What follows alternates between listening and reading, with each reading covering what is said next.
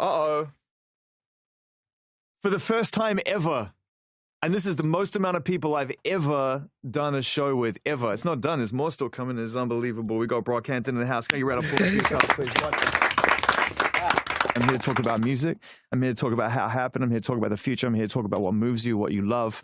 I'm here to do it all on Beats1 Apple Music. It's a pleasure to have you, Brockhampton. What the f is going on? Hey, first time I ever knew about you guys, really. Obviously, I'd heard about you, and the first person I spoke to was you, Kevin, back in the day. And, you know, we actually played one of your records on, you know, on your own. On your own dropped terms. the bomb. I dropped the bomb. You lost your It was amazing. It was actually this bomb.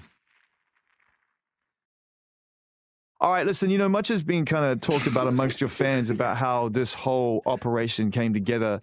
I sort of feel like in order to get some kind of clarity, I'm going to nominate people to answer questions. Otherwise, it could just get weird. So I'm going to start with you. Tell the people your name. Joba. Joba, how did you come to know about all of this? How did this happen? You start the ball rolling. Let's get the old questions out the way. Well, I went to school with some of the dudes, Ian, Amir, Merlin, and Matt. Merlin, what were you listening to at the time? At this time, high school, I was listening to a lot of Odd Future. That shit was legendary to me. Of course. Danny Brown. So you guys knew each other, and then how did it expand into something altogether different? Well, I guess there was a group already going, but they were recorded at my house, and I wasn't necessarily in the group before that. And they would pay to record at my place, and then over time, we just kind of developed a working relationship. And then I was introduced to the whole Facebook online side of everything. Most people kind of create a collective based on a splintered individual or smaller group pursuits. And they say, like Odd Future, right? You got Odd Future. There's 4 or 5 kind of different artists all gathered around into one collective, right? But you guys kind of came together. Sure, your own individuals making your own music, but you came together and decided to present yourself as a large unit, more like a Wu-Tang Clan than an Odd Future. Why that? How'd that happen? Merlin, you go. It's all just about, like, having as complete and full a package as possible. It's like how Apple was like, okay, we want to make the hardware, but we want to make the software too. Well, we want to make the beats, and we want to make the raps, and we want to design the stage, and we want to design our own merch. Yeah!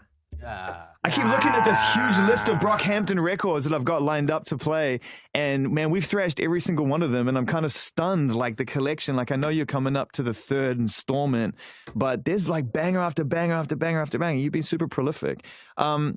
Let's talk a little bit about that track, Boys, and what that means to you guys, and like why you chose that to represent, and how that one came together. Because I haven't really got an insight into the creative process. So, Romel, why don't you jump in on this one and just give us an explanation on how that record happened? Yeah, when we make songs, everybody pretty much sits in the room together, and it's a super collaborative process.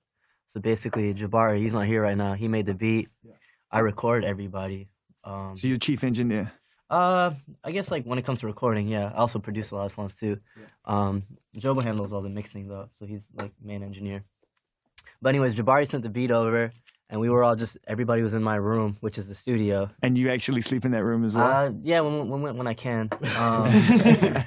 Everybody just sat there and wrote and recorded, and we just normally we let everybody get like every idea out on the song, and then after that we'll go back when it's time and refine it. That's unbelievable that you guys are in a situation whereby you can complete music and keep it cohesive.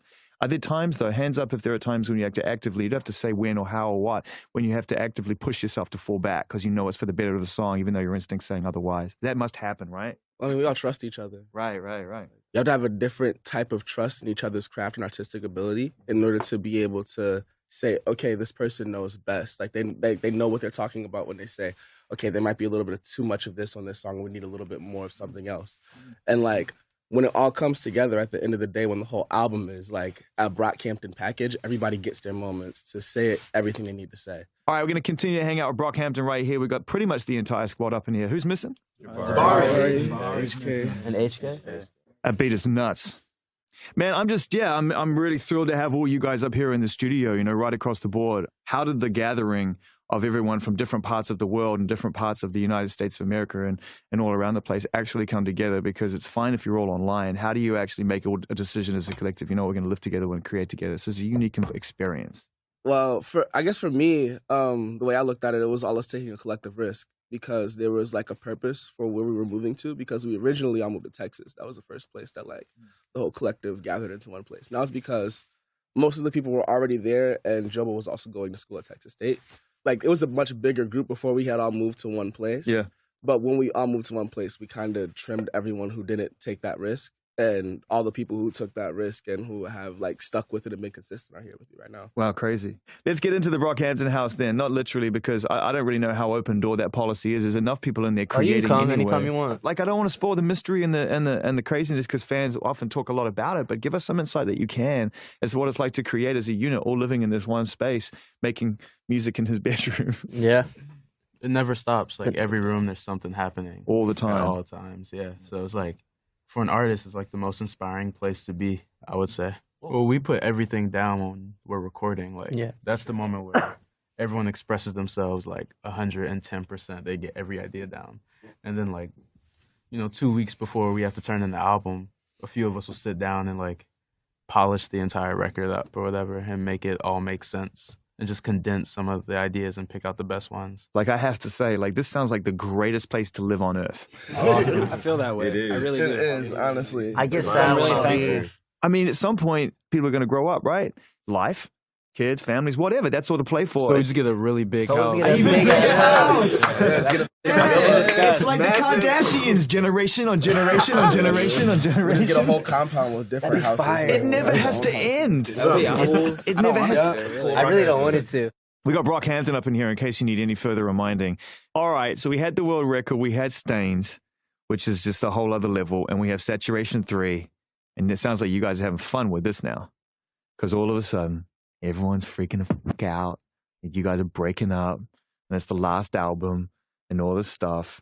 That's fun from your point of view, because, there's just, come on, but for fans, it's confusing and tricky and difficult, and we're all used to this kind of breadcrumb trail of life and how the way it goes, but is this the last studio album?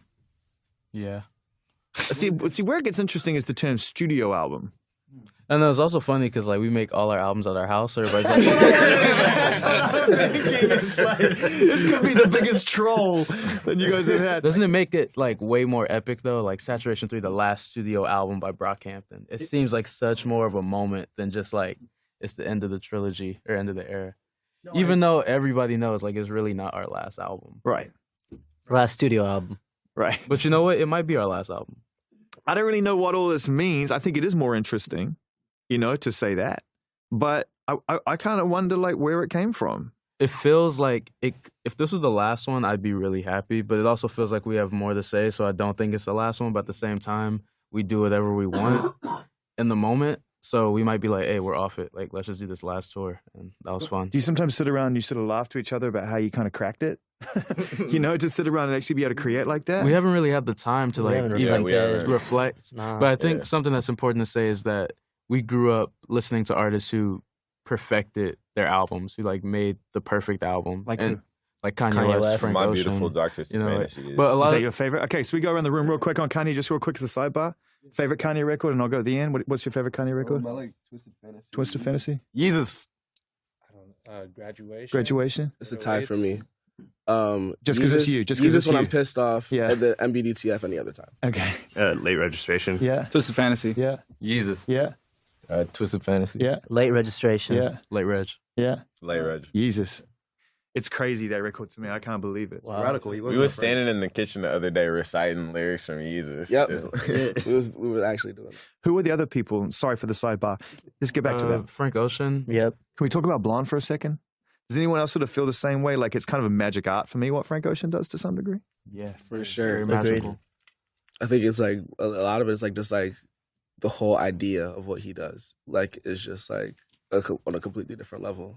Like, it's just like there's a different like air to the sound because he's approaching the sound a different way. Why do you think he gets that sound? The same way bands like Pink Floyd get that sound, I think. Just like from taking the time to really like understand why they're doing what they're doing and then dial it in as much as possible. That's exactly right. I agree exactly with that. He came from Odd Future. We've spoken briefly the first time we spoke about how important Odd Future are, and I guess that's an overriding influence across the whole Brockhampton experience. Kevin, can we talk about, get back to Odd Future for a second, and Tyler and people like that, because you're the one that kicked that conversation off with me a while back. Amir, you want to talk about it? Yeah. I think what I found in Odd Future and what I found in Tyler was a sense of individuality and a sense of not apologizing for who I was, and also learning from my past and learning from mistakes I've made. Because Tyler isn't the same person he was. None of the members of Odd Future are the same people they were when the music was coming out. There's a lot of controversial things said, but like the most important thing is that they grew past those things and like became better people. And at the core, I think Tyler still stands by like the principles that he set up for himself as an artist. Absolutely. You know, and I think that's something that we'd like to follow as well.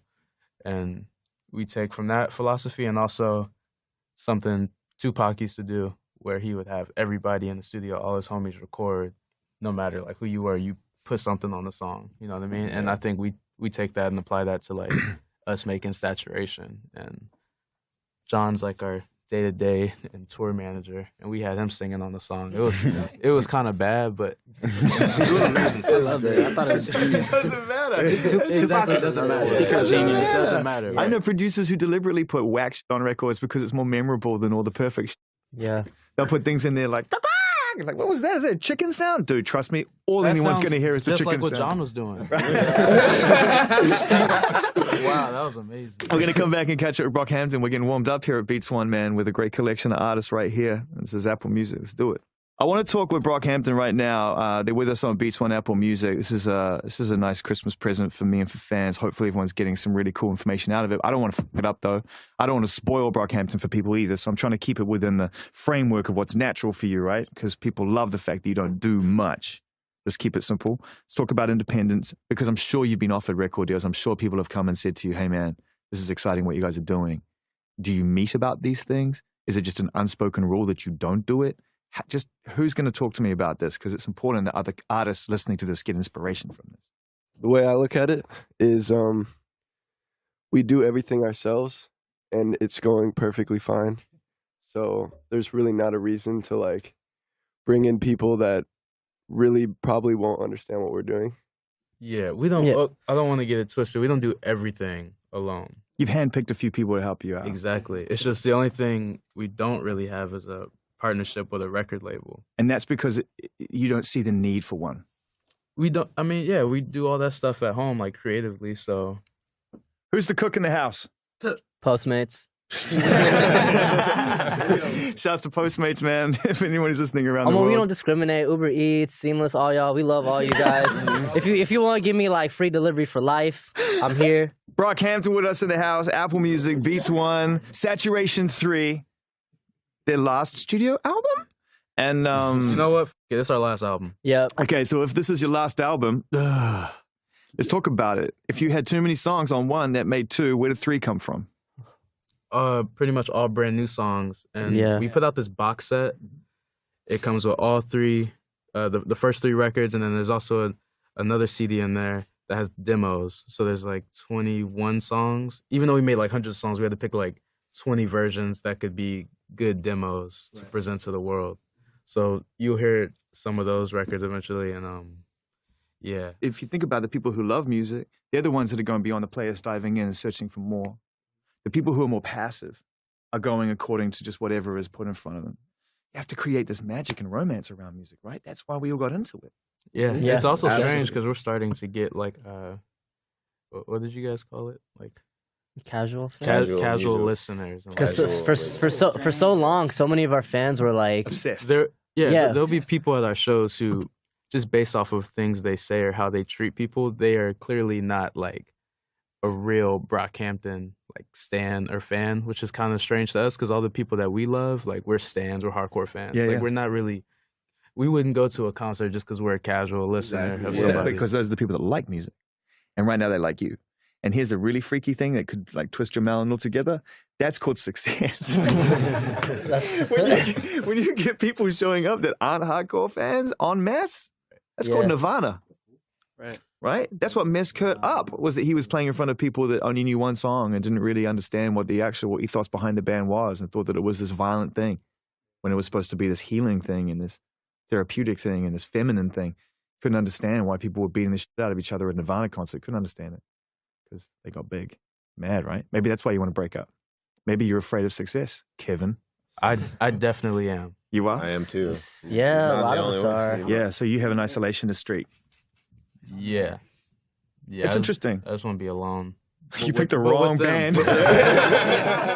You have your film, obviously, which is happening, and you're always filming and creating things. It's beyond music. I just want to focus on that for a second because I think that people need to understand that Brockhampton is a creative factory. It's a creative pursuit across all different things, right? Yeah. How do you kind of do that? Who's in charge of kind of who takes care of the filming side of things more than anything else? Can we bring Ashley? Can we bring Ashley? Please.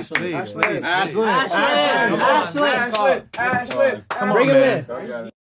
Hey. You're gonna have to blur me out. I'm mysterious. Get it to the mic. Yeah, tell him. Hey, what's going on? You're doing your job, man. I respect that. Straight in there. Always. I'm always working. Always working. So you must be the person that stays up the longest out of anybody because while some people are sleeping, other people are creating, and you have to document the whole thing. Yeah. Nonstop. Yeah. There are some sessions where like people are like, "Oh, I'm tired. I'm gonna go to sleep," but I still have to stay up because I have to follow him, and I gotta record him, and I gotta make sure I'm getting everybody, and I gotta sit in on some sessions with him. Yeah. How do you document and keep things in order? Like you must be very good at filing and creating order because how do you do it then, bro? How do you do it? I just dump everything onto a hard drive. And then spend what, hours going through it? No, I hand it off. That's what we have HK for. Right, So shout out HK. He's not here right now. It's my brother. So, why is that funny? He just sounds so good on the mic. He sounds so good on the mic. You guys don't even have the headphones on. You should hear the tone in his voice right now, man. Ashley, can you say something? Shout out HK. Oh my God! Do it Hey, again. I was made for this. I was made for this. Just know. Listen, say it again. Say something again. This is Beats1. Shout out Zane. Shout out. shout out everybody with a camera right now. I feel y'all. I know what y'all going through. This is amazing. Make sure y'all blur me out. I'm looking at y'all. So whenever y'all send out blur me out, I'm mysterious. You've had John on the record. You never had this guy on We the actually record. have. We have a couple. A couple. Yeah. Major bars. I'm low key. Critical bad. Low key. He's been on maybe like 4 or 5 songs. Oh, yeah. Oh, actually, he's on Stains. He's on Stains. Yes. Yeah. What's your part on Stains? 2 albums. That's you? Yeah. You do the troll bit? Yeah. One of them likes Lil Wayne. One of them's on drugs. You're just having the time of your life. I mean, I know you haven't slept for like 3 years, but you're having the best time ever. What's coming? What can people see in the future? Yeah, so our friend Alex Russell wrote a screenplay based off of the music videos that we've put out and also based off of like our lives. So we played ourselves in a movie. It's like an hour and 45 minutes. It's called Saturation. We changed the title, but I don't want to say the title yet. So it's called Saturation. Oh, so that's a placeholder title. Yeah, it's about us though, in a different reality. And you've shot it? Yeah. Was it fun? Shot it in 2 weeks. Wow. So fun. We shot like 26 pages of the script in the first day. They say it was fun. It was hard. He's the lead actor in the song. So you have to play yourself, but you have to work to a script. Yeah. Huh. Yeah, and there's like a lot of improvisation, and like I also help with casting. Like I read with all the actors that we casted. Who else is in it? Anyone that is notable? Everybody here. Everybody here? Everybody here. No one notable. No, just the crew? Yeah, just the crew. And I mean, there's some people that we got to play like other characters, but no one notable. That must have been kind of nuts to be playing yourself and yet working on someone else's thought process as to who you are. Have you ever seen American Honey? No. That's with Shia LaBeouf and Sasha Lane. It's very like similar to that in terms of style. Thanks for coming in. I hope we get to do this again. You know, because it's interesting, and I don't know if it is the last album or not. I don't know. I like the playful nature. It's the last album. It's the last album. Last studio album. It's the last studio album. But whatever form it takes, wherever it goes, man. You know, we love everything you guys are doing. I just let the whole experience, the whole opportunity you guys have created for each other, not for anybody else, but for you and in your lives. And then we get the reward out of it. We get all this great music, it's great art and everything else, man. You crack the code. Enjoy your time over Christmas and the holidays and whatever you guys are going to do. And I really appreciate your time. Thank you very much for coming in, bro. Thank you.